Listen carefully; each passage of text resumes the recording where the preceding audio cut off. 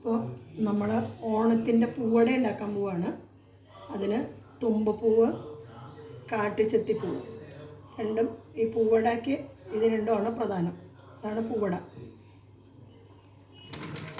അതിന് നമ്മൾ ഒരു 1/2 കിലോ അരിപ്പൊടി എടുക്കും. 1/2 കിലോ നിറപറയുടെ അരിപ്പൊടി, അപ്പപ്പൊടിയാണ്. അതിന് 1/2 കിലോ ശർക്കര, ഒരു തേങ്ങ പാവ് കാച്ചി വെച്ചിട്ടുണ്ട്. ശർക്കരയിൽ ഒത്തിരി അഴുക്കുണ്ടായിരുന്നു, അതുകൊണ്ടാണ് പാവ് കാച്ചി വെച്ചത്. അല്ലെങ്കിൽ ചുരണ്ടി ചേർത്താൽ മതി, നല്ല ശർക്കര അല്ലെങ്കിൽ. അത് പാവ് കാച്ചി വെച്ചിട്ടുണ്ട്. ഒരു പൊടിക്ക് അധികം ഉപ്പ് ചേർക്കില്ല, ഉപ്പ് ചേർക്കും. വെള്ളം തിളപ്പിച്ച് വെച്ചേക്കുന്നതാണ്. കൂട്ടി നമ്മൾ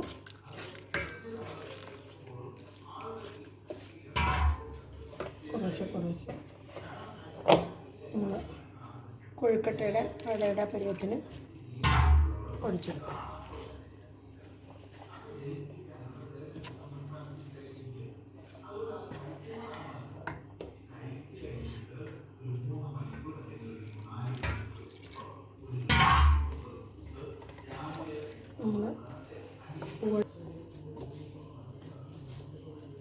അപ്പോൾ കുഴച്ചു, നല്ല മർദ്ദവും വന്നിട്ടുണ്ട്.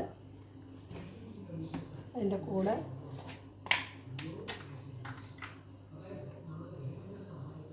നമുക്ക് അല്പം വെണ്ണയാണ് വേണ്ടത്. വെണ്ണയ്ക്ക് പകരം നമ്മൾ നെയ്യ് ചേർക്കും.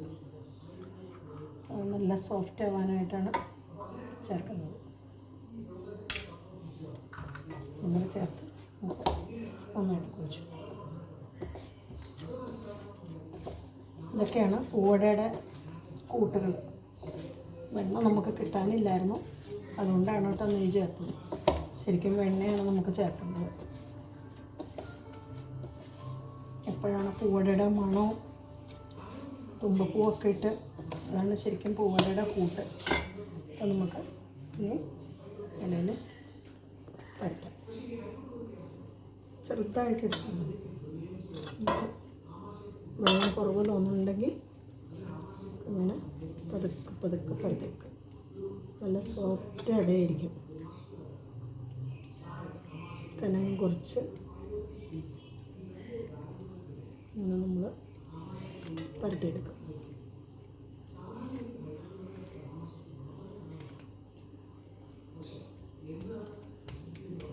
ഇത് നമുക്കിതിൽ നിന്ന്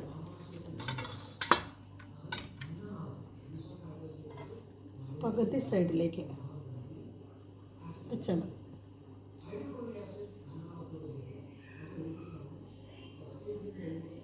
അപ്പോൾ ശർക്കര വയ്ക്കുക. അതിന് അട ഇങ്ങനെ മടക്കുക. 2 സൈഡ് ഇങ്ങനെ മടക്കി ഇങ്ങനെ വെച്ച്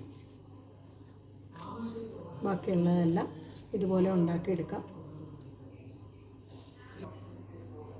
അപ്പോൾ നമ്മൾ അട പരത്തി കഴിഞ്ഞു. കുക്കറെടുത്ത് വയ്ക്കാം. അതിനകത്ത് തട്ടിട്ടു അട നമ്മൾ വയ്ക്കുകയാണ്.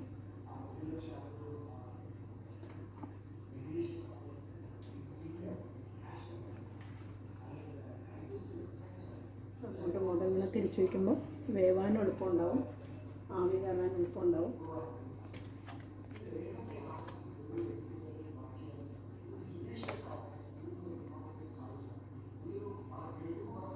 അപ്പോൾ ഇനി നമുക്ക് ഇഡ്ഡലി പാത്രം അടച്ച് വയ്ക്കാം.